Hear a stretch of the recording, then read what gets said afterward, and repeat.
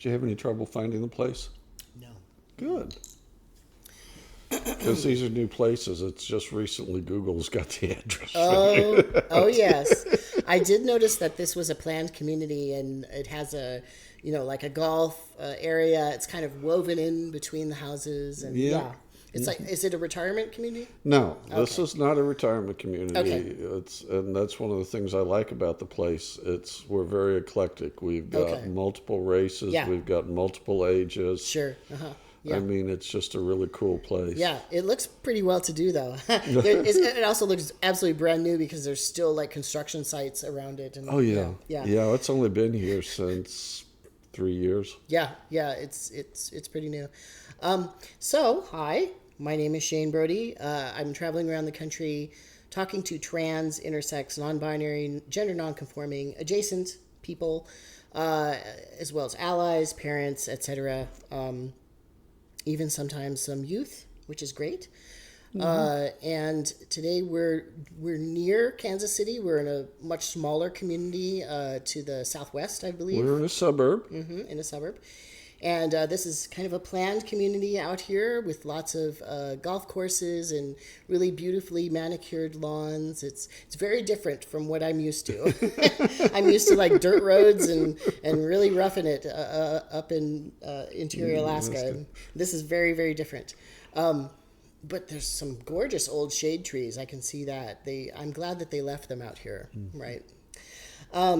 So I'm going to hand this over to my guest, and they're going to introduce themselves in whatever way makes them feel comfortable. So my name is Catherine Redman.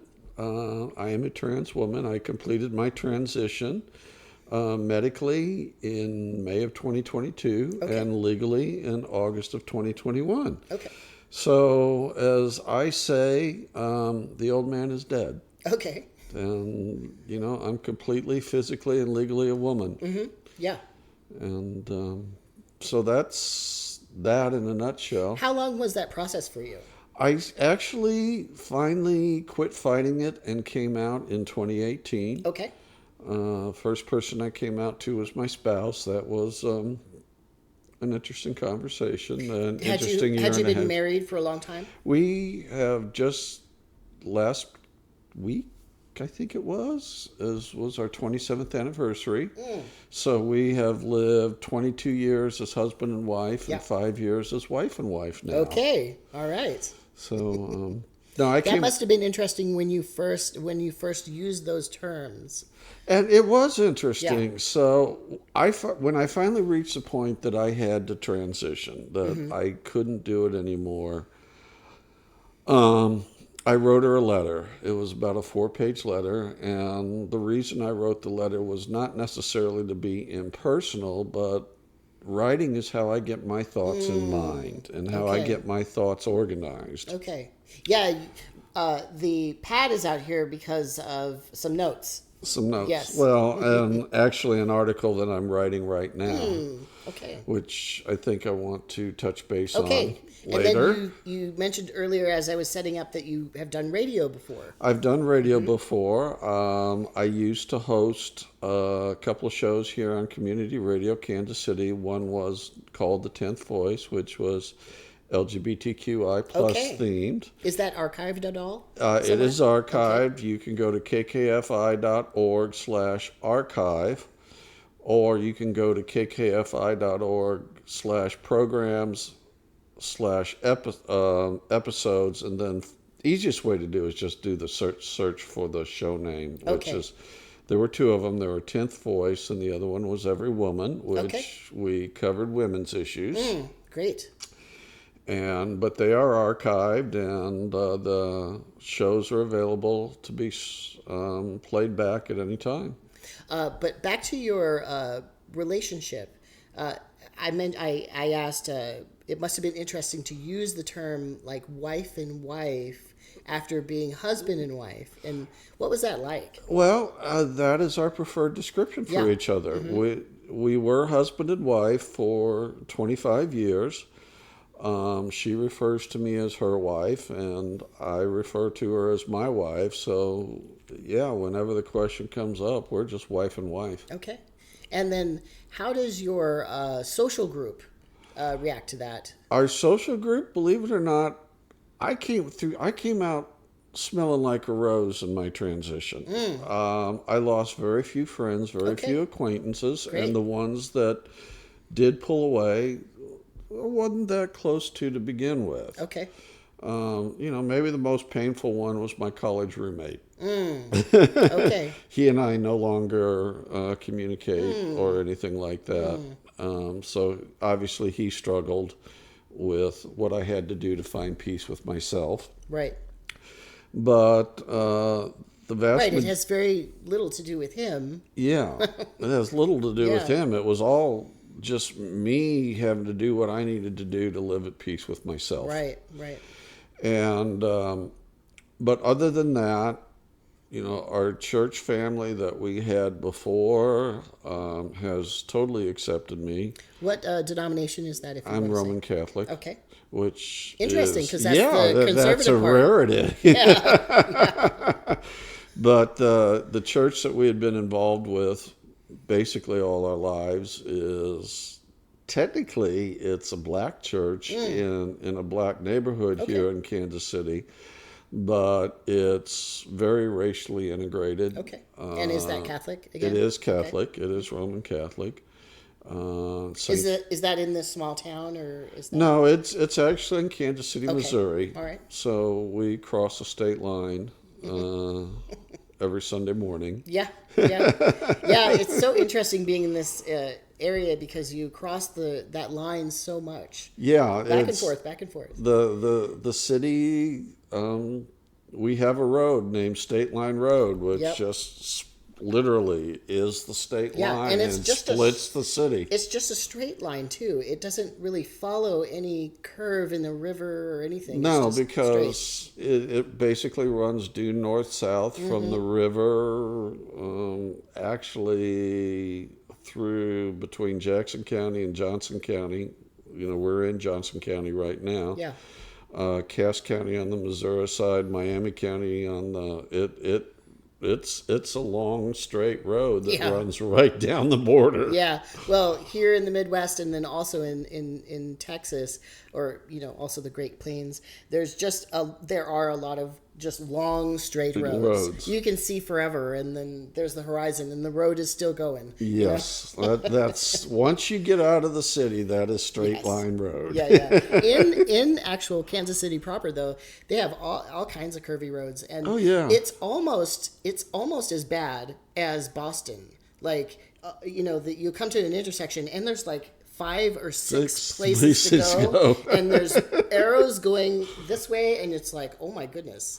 Yeah. So we've adopted the roundabout scheme. Oh, so yes, a lot I of see that stuff has been changed over to roundabouts. Yeah. Well, with all this new construction, they can just put that in. Yeah. There's a roundabout right out there with a street that I doubt will ever get built because that's golf course property. Oh, okay. Yeah, I saw lots of piles of like crushed up limestone and gravel and that sort of thing. Strangely enough, we have roundabouts in Fairbanks. I believe it. Okay, yeah, but most of the year we have 3 inches of ice on the ground, and that's on our roadway. So here we are going around these little roundabouts, and of course all of us are going sideways and like bumping into the curb. Sidewalk, the curb. There's not even a sidewalk, it's a curb, right?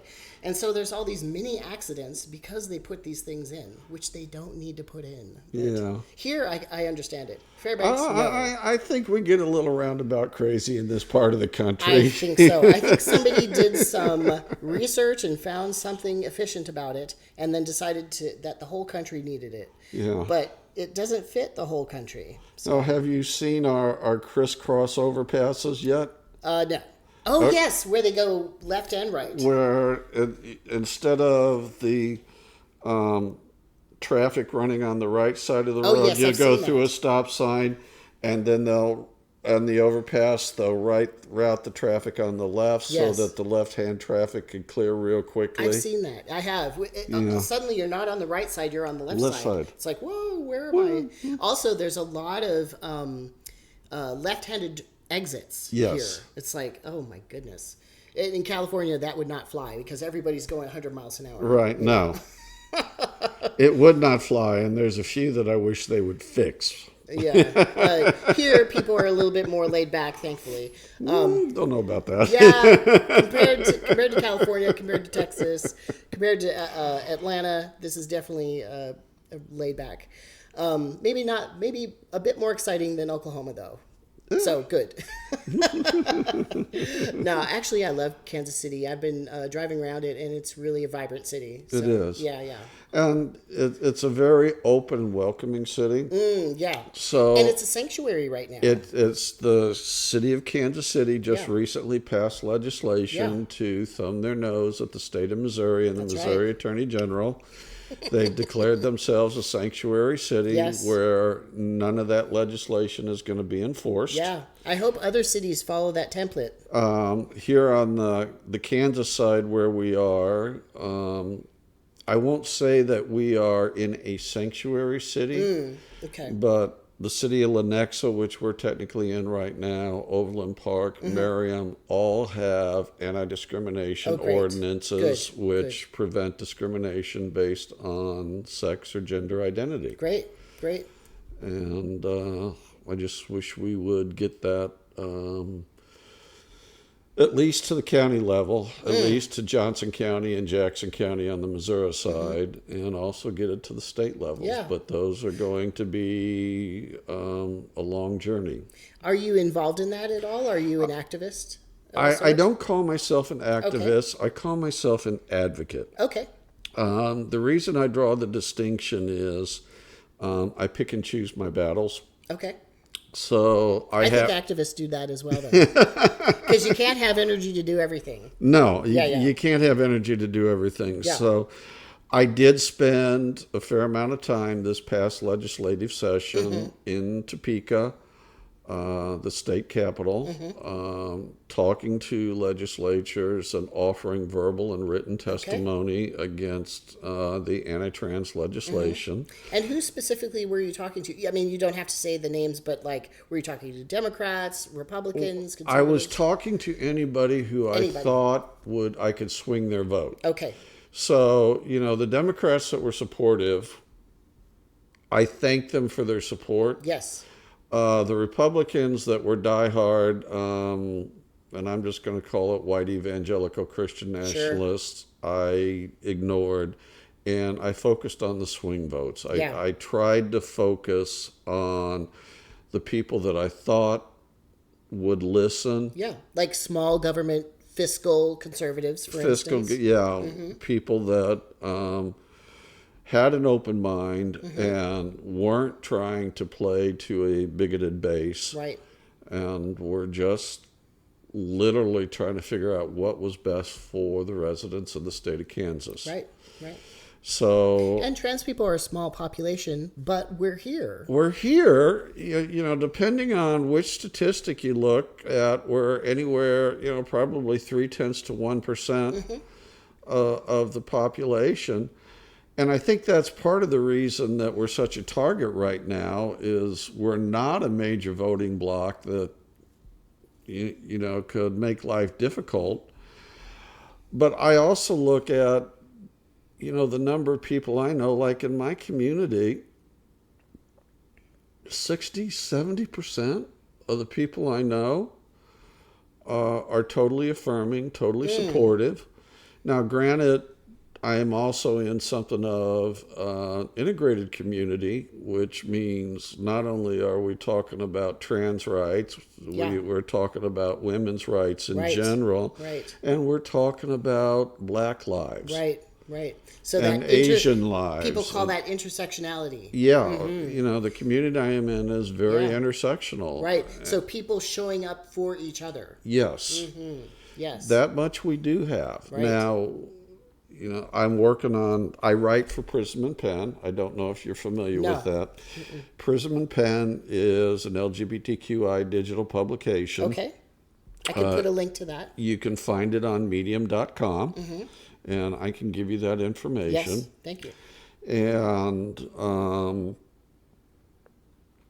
so like one of the things that I'm working on right now, which just came up yesterday, I had the opportunity to go see the Kansas City Women's Chorus perform.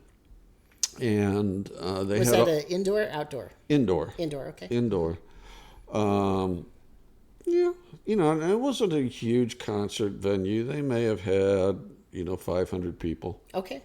Still, that sounds big to me. That sounds big to me. I don't know. I don't know. I think. Of course, I'm not from like Stadium Land or whatever. Yeah, stadiums out here. I've seen Arrowhead Stadium here filled. Yeah, and What's I that? laugh Like at 70,000 or something? 70,000. All right, there you go. And I've seen my daughters go to some of those concerts, and I'm just scratching my head saying, I like the music, but there's no way you're getting me in a crowd that big. I know. I once had the chance to see Prince, actually, and I gave it up, unfortunately, because he was playing at, this was like 1988 or something, at the Astrodome. And I couldn't bring myself to go there. It was just too much. Too many people. Yeah. And I was a teenager, and how was I even going to get home? Yeah. I don't. Yeah. Anyway.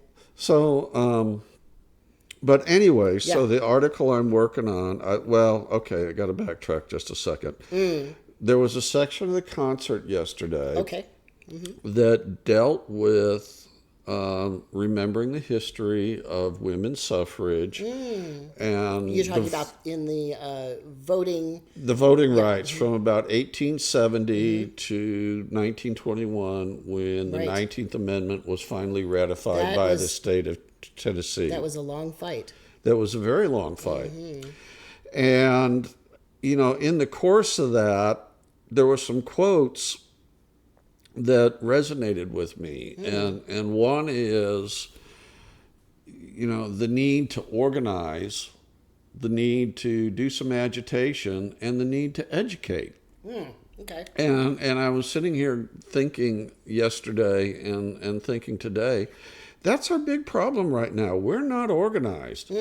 There's roughly 30 states that have either passed or have in their legislative process bills to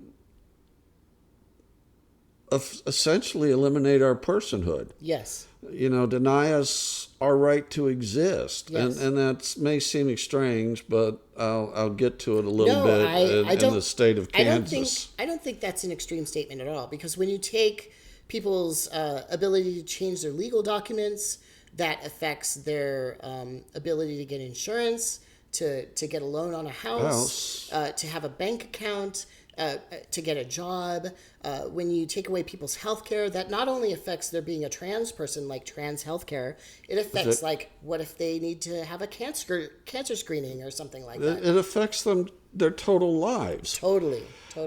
It reminded me of my history of Susan B. Anthony and Sojourner Truth and all the other ladies that actually basically put their lives on the line to organize and to educate. Over generations, too. And over generations for the right to vote. Right. And you brought up the second quote that hit me really hard yesterday was, we have to fight for our freedoms every generation. Yes.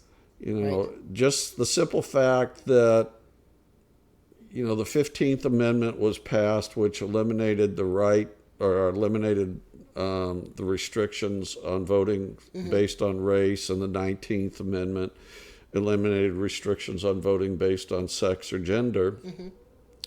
We're still fighting it today. Once again, we're back in the situation where there are people that would take our rights away.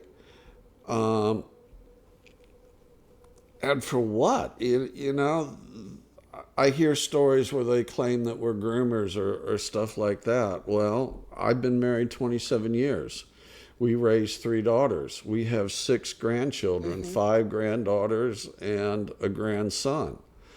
I'll tell you right now, my daughters don't think twice about letting me care for our grandchildren, or don't think twice about, letting me do something special, take them to a special show, or take them to the park, or take them to the zoo, or something like that. How did they do with your being a trans person? They actually were all very accepting. Great. The son-in-laws, I chuckle a little bit. Their general attitude is, we don't understand it, but we're going to go with the flow. Yeah. It's your life. Yeah. It's my life. And, you know, right, wrong, or indifferent, male privilege exists. And I gave up my male privilege, you know, and whether they were conscious of it or not, you know, they live with male privilege, and I think it just totally floors them that I would give that up. Well, I had to give it up to live at peace with myself. That's right. Because, one, I never was a male, at least not in my heart and my mind. And number two, I got fed up with all the expectations and with all the bullshit. And sorry for that. That's a bleep. No, actually, I don't bleep that stuff up because I don't want ads to be put on this. And when there's swear words, they don't put ads. So actually, you're helping me. Okay. Yes, I don't mind swearing at all. That's not one of the 7 deadly words, but... It's okay. Fuck that 7 deadly word shit. Whatever. Yeah, my radio background. Yeah. I know. Once I accidentally played Sun Ra's Nuclear War on air. And it was like, oh, I love that song, but yeah, it's... Yeah. Yeah. So, but anyway... it's, you know, I started writing again about the similarities between what the suffragettes went through, and the conventions and the campaigning and the education that they needed to do, and it's like, where are we? Yeah. Where are we out there educating? Well, where are we out there? Yeah, I think that some people have different roles in a movement, and I feel like we do have a movement, or we should better coalesce a movement around trans people having rights, and that can include trans people as well as allies. As allies, right? and just the LGBTQI community in general, because one of the things that I wrote, I don't know if you remember a poem from World War II. No Miller was the last name of the author. I forget his first name. He was a Lutheran pastor in Germany, and he wrote First They Came. Oh, yes. Yeah, I heard that one. Huh? And I republished that as, you know, folks, we need to start thinking about this stuff again because it's transgender right now. And then what's it going to be next? Same-sex marriage. And then after that, is it going to be interracial marriage? Right. And they're already taking women's rights in total about healthcare. Yeah. Women no longer have autonomy or privacy. I mean... over their bodies. Yeah. Yeah. And that's sad, and it also makes me angry. Yeah. Even though, as a woman, I was never able to carry a child, I've actually shed some tears because of that, and I feel for these women. But I fully understand there are pregnancies that are just flat out non-viable. Right. So one thing that I find that is interesting about you is that you were just talking about male privilege and that you gave that up and willingly and gladly. Right? Yeah. And now you're going into really feminist activism, and part of that is trans activism. Part of it is. And I think that's really interesting. I think that's great that you have taken on kind of this new role. Well, as an advocate. One of the funny things that I will sit there and say is the topic came up between my wife Patty and I once several months ago. And I made the observation that I'm a feminist. Yeah. And I never would have thought to call myself a feminist. Yeah. And she just looked at me and she said, "You've been that way your entire Yeah. life. Whether you label it or not is nothing. I know. It's no change I in know. your behavior." I'm a man, but I'm also a feminist. Yeah. It's not just restricted to cisgendered women. Right. Yeah. So It's how, I think it's how you want to view the world, how you want, the trajectory. I think if I look at it, I see the transgender issues. Yeah. I see the legislation that is being passed to ban health care. I'm seeing legislation that's being passed to penalize the medical community for providing that health care. Right.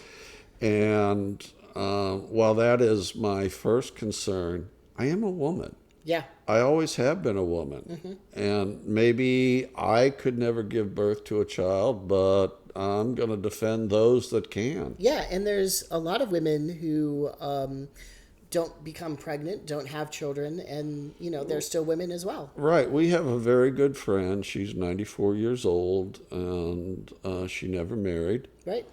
And she's well past that And time she's of her well life. past that time Yeah. of her life.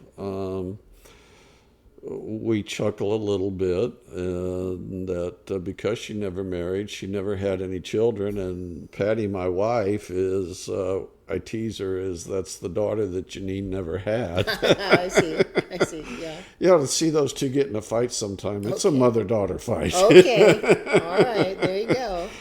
Yeah. So That's funny. I've So she sounds a bit sassy. yeah. I love meeting older people like that because that's why they're alive, is because they're so sassy. Yeah, they're so sassy and Stubborn. stubborn Yeah. and tell it like they think it is. That's right. I think of that actress Ruth Gordon. Yes. Yeah, kind of like her. So anyway, yeah, I'm to put it bluntly. Yeah. When I completed my transition in 2022, I was always a firm believer in Tim McGraw's song "Humble and Kind." Okay. And if you're familiar with the last lyric of that song, the last lyric goes, "When you get where you're going, turn back around and help the next one in line." There you go. Well, I turned back around and I found a fucking mess. Oh. And What mess are you talking about? I'm just talking about the legislation and the hate and the restrictions on the health care. Yes. And it's coming. All of this is coming so quickly. Yeah. It's like a bombardment. Yeah. Yeah, and, it's horrible. and I can only say it just because we're such a small community that, the politicians are playing to a white supremacist, male supremacist base. And it's easy to attack us. it's very easy So to attack easy. us. Yeah. And that's why I'm sitting here saying, okay, we've got to get organized. And unlike the suffragette movement that I was talking about, because, technically if you look at the census numbers, women slightly outnumber men. Right. It's about 51% to Yes. 49% or 52% to 48%, somewhere in that range. We don't outnumber them, so we need the help of our allies. That's right. And we need the bigger picture all pulled together of, the discrimination based on race, the discrimination based on sex in general. Not just the discrimination based on, because my method of growing up female and woman just happened to be one of 160 million that maybe a lot of people would think was slightly different. Yeah. I think all of those things, all of those issues are linked because, like we were just saying, women's bodies are being controlled. Yeah. Also, people of color's bodies are often controlled. There, we have several instances in this country of eugenics movements. Yes, that's scary. Jim Crow. Jim Crow's coming back. Right, and forced sterilization of women of color. So this is nothing new, and it's awful that we are bringing this back. We're bringing this back. Well, and that's, again, where yesterday's concert opened my eyes to, we've been down this road before. Yeah. And we're going to have to get organized. Yeah. And we're going to have to agitate a little bit.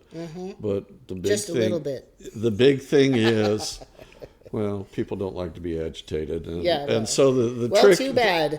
Quit taking away our rights, or trying to. Yeah, the trick is being an agitator and doing it diplomatically. Well, I think, once again, like I said earlier, there's different ways of doing things, right? Yeah. You're an older, established, well-to-do trans woman. So when you talk to a legislator, they're probably more likely to listen to you because you are of the same background. You're the same. You're a peer to them, right? Yes. Where someone like me, or a person of color, a younger person, perhaps someone who's very flamboyantly queer, they are not going to listen to them as well. So maybe they have a different way to do things. Maybe they have different issues that they also want to cover that you wouldn't cover because of your background and experience. So I think there's room for lots of different ways. Yeah. But I'm glad that you're doing what you do, because you are the person to do it, because you're an older, privileged person. And that is a great way to use privilege, is to challenge your peers to be better. Well, I hadn't thought about it that way, but thank you. Yeah, it is the way to do it. Use your privilege in a good way that challenges people who are like you to do better. That is great activism. And that's something that white people, liberals, upper class liberals, that like to hide out and I got to protect my bank account and all that stuff. That's something you can actually do. Yeah. You don't have to maybe go to the protest, but you can challenge your peers. Yeah. Yeah. And, so again, I figure the best way to do that is to tell my story. Yeah. And, and you were mentioning earlier that you have a very successful marriage that survived your transition. Yes. And that's really precious. It is. That's really great. I came out to Patty, like we were talking about earlier. I wrote a letter and I gave it to her. That was a very tearful night for me, and it took me all night to write that letter. I bet. No sleep, and I think I did finally start hitting the coffee about 4 a.m. Okay. Yeah.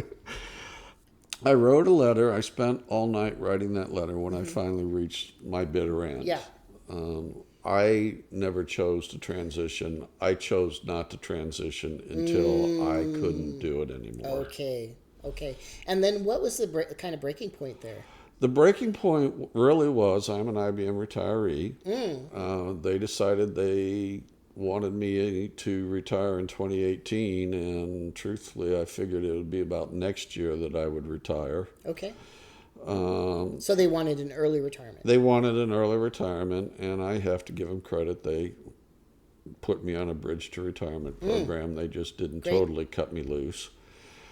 So were you like a high-level software engineer? I was high-level tech sales. Okay. I covered all of North America for a period of time, including Canada and Mexico, as well as the United States. Okay. I lived on the road to an extent. I laugh. This is a kind of an inside joke. Every year I get a letter from Marriott thanking me for being a member of the Bonvoy Frequent Stayer Club. Okay. And I have been a member for 20 some odd years, and I have spent almost 2 years of my life sleeping in a Marriott hotel. And going, I'm not sure that's a badge of honor. Yes. I understand. In Alaska, we have this thing, Air Miles with Alaska Airlines. And it's a really big deal because to go to Alaska, to go to many places in Alaska, you need to do it by plane or boat. There's not a lot of places that are accessible by road. We have a very limited road system. And so people are always trying to rack up their airline miles. And so it's like a thing. It's a thing. I have none, but Well, You have to get like a credit card and spend all your money through it. And over the course of the years, I'm a million miler. There you go. There you go. You get all the upgrades. Well, not anymore. Okay. But I do get good prices on first class tickets. Though. Okay, good. I just got sent some AARP stuff, and I'm like, no, I'm not ready for that. You're not ready for that? No. I can understand that. No. They seem to keep trying to move the age down where they're... I know. I'm 53. I have actually gotten a couple of senior discounts on things, though. Not through AARP, but I was with a friend who was a retiree, and he said that both of us were getting the senior discount. And I was like, okay. Okay. Well, you're paying, so I'm not going to worry about it. Not going to worry about it. I don't know. They're kind of nice at times. You know, the 50-cent cup of coffee from McDonald's. Yeah. I'll take that. 10-15% off of other things, whatever. Yeah. Mm-hmm. Yeah, I'll take it. Why not? I'm never going to be able to retire, but, Well, I think I just transitioned from one career to another. I transitioned from information technology to money management. Okay. Sure. Your own money management? My own money management. Well, I think you're probably thinking about your family as well. It sounds like you have a rather large family, and probably they have some needs, so that's good. Yeah. That's good. So, yes, that does play into it. Mm-hmm. With all the greenery and all the pollen and stuff, Well, if you need an allergy medicine, I've got some. Well, the problem is that I keep going from place to place, and there's like a whole new suite of pollen and dust and whatever that I have to deal with. So, my immune system is just like, boom, getting hammered all the time. Okay. So we took a little break, which was great. I really needed a break today. And we thought we would talk about SB 180, and that's a Kansas state bill. Kansas state bill. It's called the Women's Bill of Rights. Ironically or hypocritically, take your pick. I would say hypocritically. Basically, it attempts to define male and female, and it restricts. And it restricts rights. Mm-hmm. So here's the deal. In a nutshell, it defines female or women as somebody that produces ova. Mm-hmm. It defines male or man as somebody that fertilizes ova. And even father and mother. I mean, they throw that in there too. They throw that in there. The mother is a male, a mother is a female, and a father is a male. Mm-hmm. Well... Oh, and then the other thing that the bill says, which I really get a kick out of, is those that can neither produce ova or sperm are classified as disabled under and afforded protections under federal law. Okay. Okay, so let's... So suddenly a whole bunch of people are disabled. Yeah, so I'm disabled because I can produce neither sperm nor ova. An intersex person is disabled. Mm-hmm. A menopausal woman is disabled. Mm-hmm. A woman, God forbid, that has recovered, well, not God forbid, that has suffered from, but gratefully recovered from like ovarian cancer and can no longer have children, or uterine cancer is now disabled. Right. It's really a disastrous bill, and I hope and pray, and I know I have talked to some attorneys about what we can do to challenge it. See, that's something that someone like you can do. You can talk to attorneys. Yeah. Me, I would have no access to attorneys. So that's great. I'm glad you're doing that. I've talked to two. Neither one of them right now are like really sure that they want to get into this fight. I've talked to the ACLU here in Kansas, and I've talked to Lambda Legal, and all I'm going to sit here and say at this point is keep your eye on the Federal District Court in Kansas City, Kansas. Okay. Because if I have anything to do with it, we're in a fight. Is that where it's currently being challenged, or? Well, it doesn't take effect till July 1st. So at this exact point in time, nobody has been disenfranchised or harmed. Okay. So at this exact point in time, nobody has standing to sue. Okay. Now that'll change on July 1st. So to challenge a law, somebody has to be harmed. Somebody has to be harmed. What a strange legal system we have. I don't know if it's strange. I know this. Can't we just anticipate that people's rights are going to be taken away and there's harm going to be done? Let's think a little bit rather than, doing it after the fact. I don't know. I don't know, but if I have anything to say about it, and if nobody else can step up to the plate, I plan on going before a federal judge and saying, hey, since when am I disabled? Since when do I cease to be a human being? Yeah. Since when am I just... Don't you deserve the same rights as other people? Yeah, as other people here in Kansas. Yeah, because I'm essentially, under the definition of this bill, a non-person. Yeah, right. I can neither produce ova or produce sperm. Right. Okay. You can't be father or mother. I can't be father or mother, although Don't use those terms. Don't you dare. Although my children see me as mother. Mm-hmm. Right. They accept the fact that they have multiple mothers. Yeah, it's interesting how the state or some politicians feel like they need to get into people's relationships, into their health care, into every aspect of life. And these are usually small government people. Well, the thing that I've actually read some politicians comment that said, especially when it comes to transgender health care for youth and whatnot, the parents aren't qualified, therefore the government needs to step in. Okie dokie. Yeah, I've read that twice, and I wish I could remember who actually said it. But that's blatantly authoritarian. Yes, it is. Mm-hmm. And it's very scary. Yeah, very scary. Very scary. Very scary. So I'm glad you're going to take up that fight because you have a lot of resources to do that. You're familiar with the law and you have some relationships with lawyers and these advocacy organizations that employ lawyers. So that's great. And IBM retired me, so I've got the time. There you go. There you go. And also you could probably network with other trans people to make this a successful effort. Yeah. Yeah. I don't know that I want to turn it into a class action because then, that gives the Kansas an out. But the other thing but also you can get help, other support and other views can be brought into what you're talking about. Yeah. Yeah. So sometimes if you just go alone, it's difficult. Yeah. Yeah. The other thing that, while it's not in the bill, there is a general belief that the bill prohibits Kansas from amending driver's licenses and birth certificates now. So there's definitely a rush now for people to get that done before the law takes effect.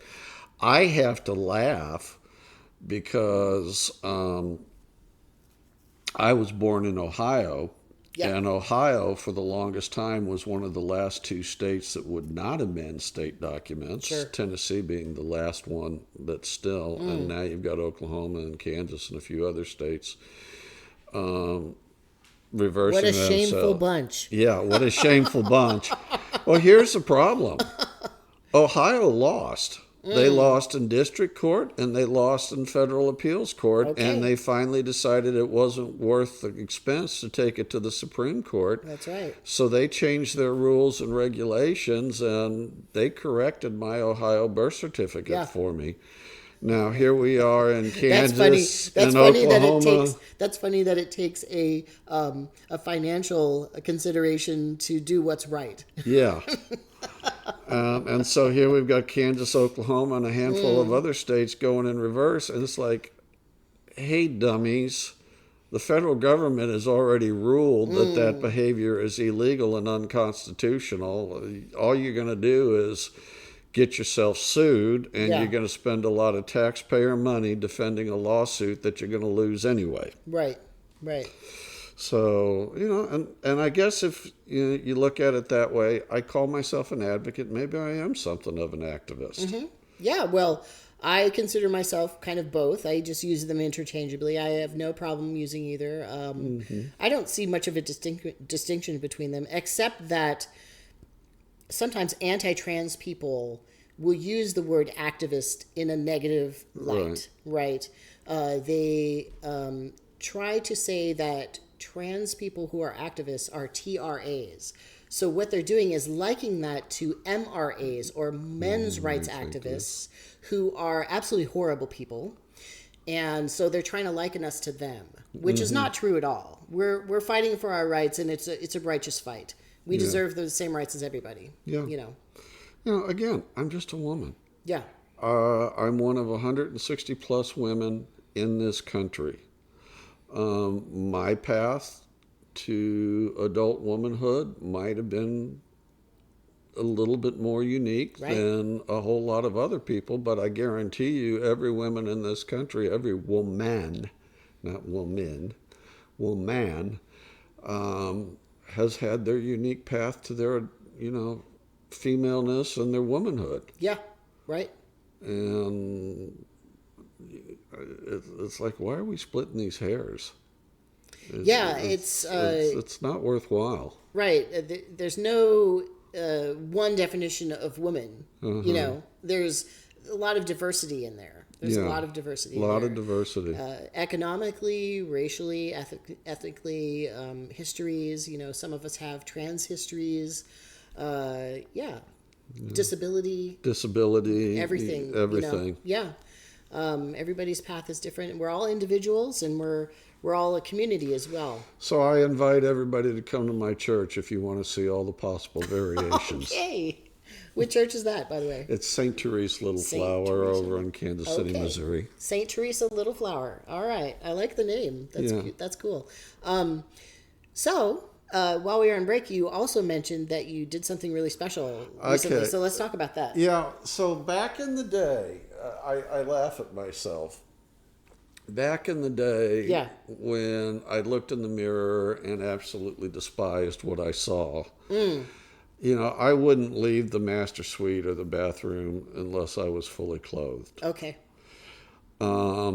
Since my transition, since my surgeries and everything, I look in the mirror and I see a fairly attractive woman. No, I'm not a bombshell, but I don't look bad either. Yeah. Well, many women are beautiful, but the whole bombshell thing is very narrow. It's very narrow. And frankly, I'm not sure if I really like the bombshell. I like a lot more curve and, dark hair, not the blonde bombshell. Anyway. I will say, because I'm naturally brunette, that blondes do have more fun. Oh, okay. I don't know about that. I have learned that. I don't know about that, because I've had a lot of girlfriends who are brunettes, and they definitely have fun. Yeah. So, and anyway, so you're talking about a person that really would not leave their most private spaces unless they were fully clothed. And that's common too. Like when I was a kid, I would always wear T-shirts to go swimming, or I wouldn't look in the mirror. I wouldn't have people take pictures of me. Yeah. Common. So as I've transitioned and I've become at peace with myself, as I mentioned earlier, but part of that peace is being comfortable in my own skin. Yeah. So, and that's a struggle many women have. Very much so. Yes. And which gets me into little backstory here. Otherwise, this context is not going to make any sense. There is a woman by the name of Kimay Caldwell who does a lot of work helping women with self-esteem. Okay. But also doing it through undergarments. Oh, yeah.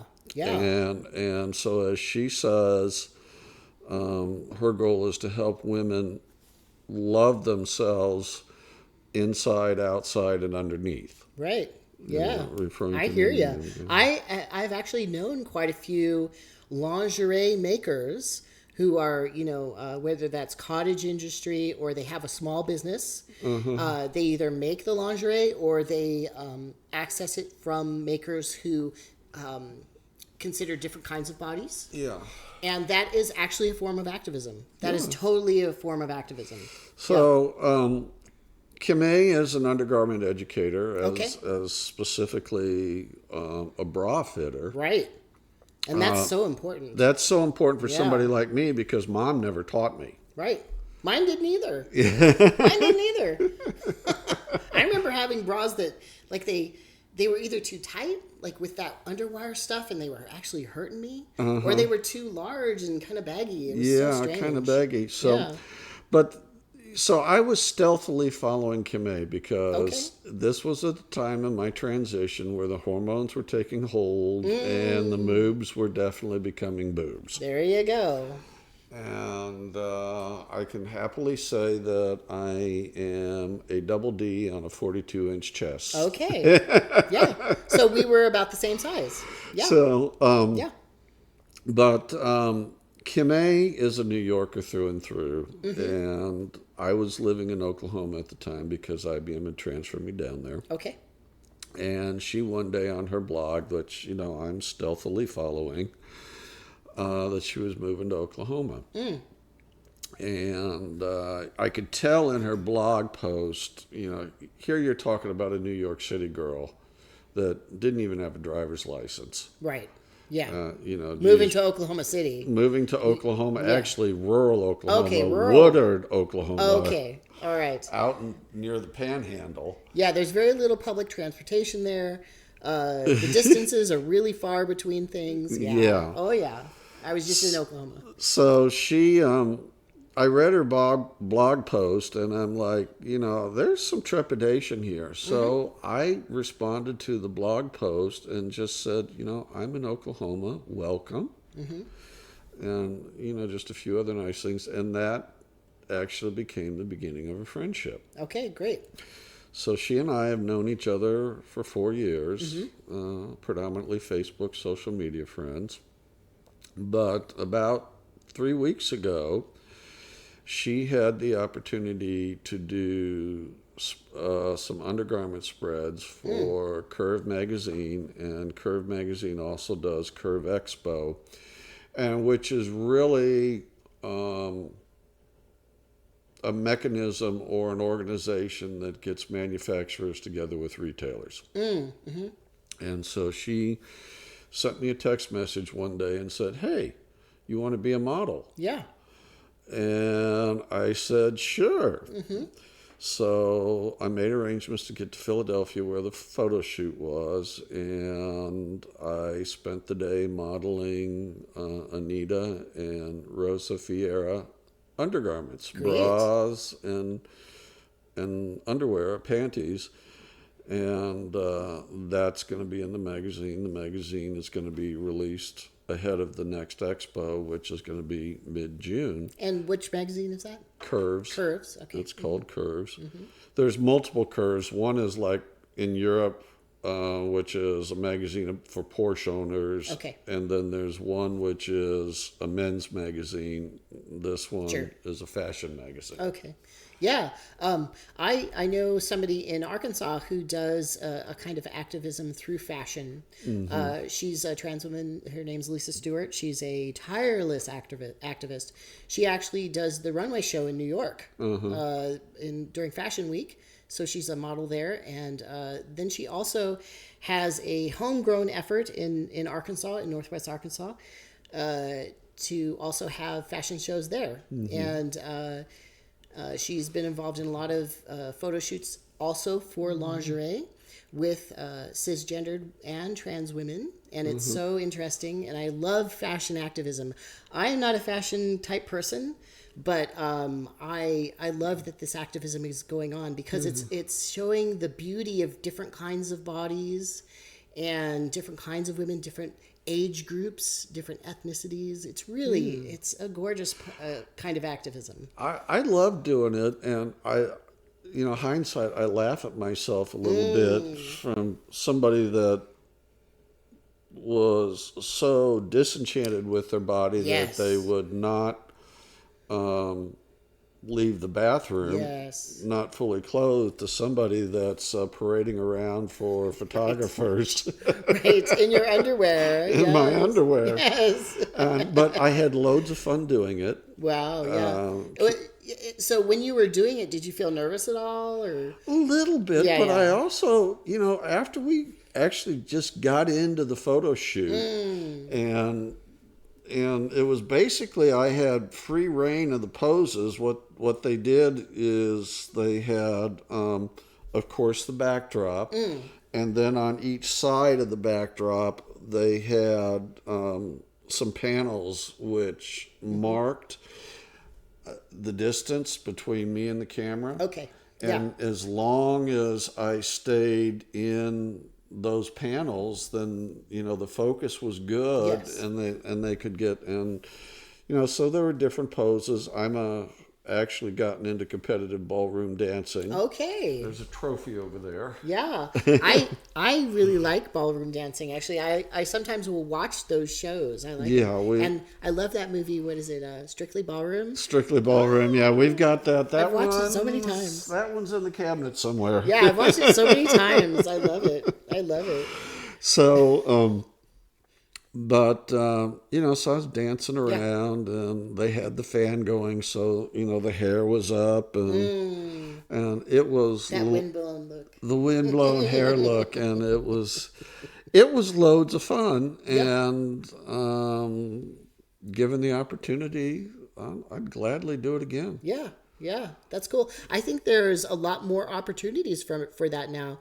Just recently, just a couple of days ago, in fact, Sports Illustrated put out their new issues, which is like multiple covers, and they had Martha Stewart and another older woman from the Philippines, and there was also a trans woman. Yeah. So they're really showing a wide variety of womanhood. Yeah, we're here. We are just women. Yeah.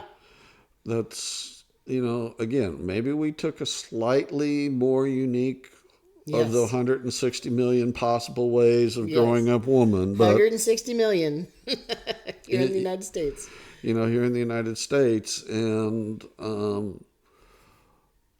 I think it's great. I will throw in, I feel for Bud Light, and I sure will just to let them know, I will continue to enjoy their beer when I'm at the baseball game. And Sure. Well, all those companies, I mean, it's Anheuser-Busch, and they own so many beer companies. So what are those guys going to drink now? Those people that are so mad that, a trans social media influencer was put on one can of beer. It's just, they talk about like people who are leftist or libertarian, which is not libertarian, liberal, which is more centrist, right?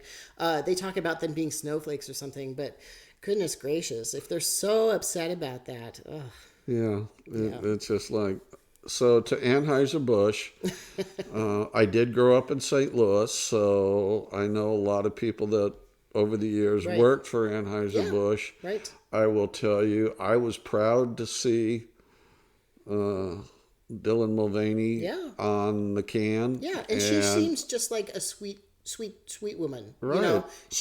She's not even doing, like, a lot of these influencers, they're kind of hateful. Yeah. Like they create controversy. She doesn't necessarily do that. I mean, maybe she's controversial because she was on this can, but it's not like she wasn't trying to cause controversy. No. She just seems like a sweet girl who's doing her thing on the internet, Yeah. Leave her alone, Leave her alone. Leave Anheuser-Busch alone. Yeah.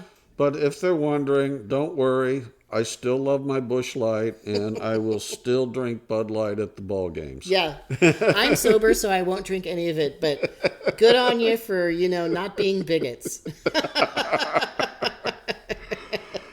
Anyway, let's that's probably a good place to end it.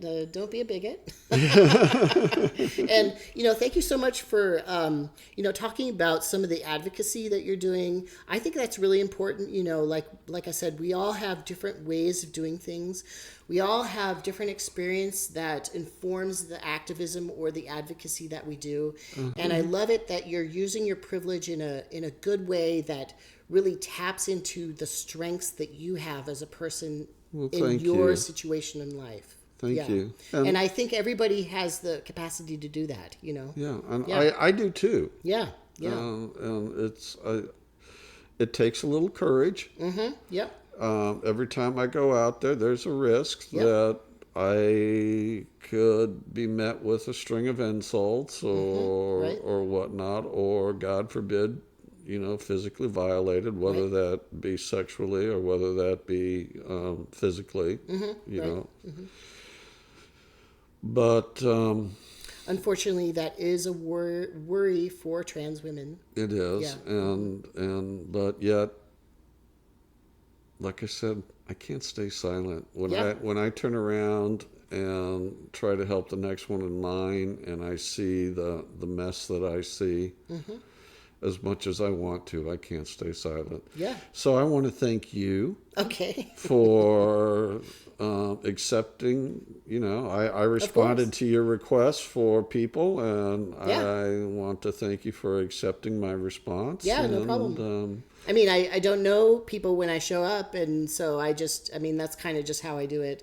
And then we're getting to know you here, and the people who watch this will get to know you. Yeah. And it sounds like you're doing great things, and I look forward to that Curve magazine. I'll let you know when it's out. There'll be Yeah. a digital edition that you'll be able to get to. Yeah. And they're kind of pricey. The hardcover editions are like $15 yeah. a copy. Yeah. Well, I'm sure production costs are pretty high on any sort of printed media now. Yeah. Because everything's moving towards digital. So thank you so much for having me in your beautiful home too. And by the way, are you a golf player? We are. Okay, yeah, because I noticed, I went to the bathroom and I was walking around a little bit, and there's a lot of golf themed. That's the golf bathroom. All the bathrooms in this house are themed. Okay, yeah, everything in there, the towels, the embroidery, everything was golfing, and I was like, oh, okay. Yes, and we do live on the 17th tee of the course, and there is a golf cart, a private cart that's stored downstairs. Is there like a country club? Is there like a meeting spot? Right out there. Okay, yeah. If you're on the 17th tee, the clubhouse is you don't have to go far. right up there. You don't have to go far, right? I don't even have to get the car out. That's right. I've checked with the local city and local traffic authorities, and as long as I'm on a street that's 25 miles or slower on the speed limit, I'm legal. Okay, for your golf cart? For my golf cart. Although I could theoretically get a speeding ticket because as an IT person, golf carts are computer controlled now. And the controller in my cart has been reprogrammed, and it tops out at about 32. Okay. You speed demon, you. Next you're going to be popping wheelies in there. Oh, it will pop a wheelie Really? too. Oh yeah. I was just kidding. No, it will. Okay. If I go full throttle from a standing start, the front end will come up. Okay. That's hilarious. I want to see a picture of that. No, you don't have to do that. Anyway. The landing hurts though. Oh yeah, I'm sure it would. That would be like grate your teeth kind of thing. Like, Anyway, thank you so much. Thank you for having me. Thank you. Yeah, this was a great interview. I'm gonna go take a nap now because this is my third interview for the day, and I'm ready for a little nap under one of those big shade trees. Okay. All right, thank you so much. Thank you. All right, and until next time, I'll see you later. Bye. All right.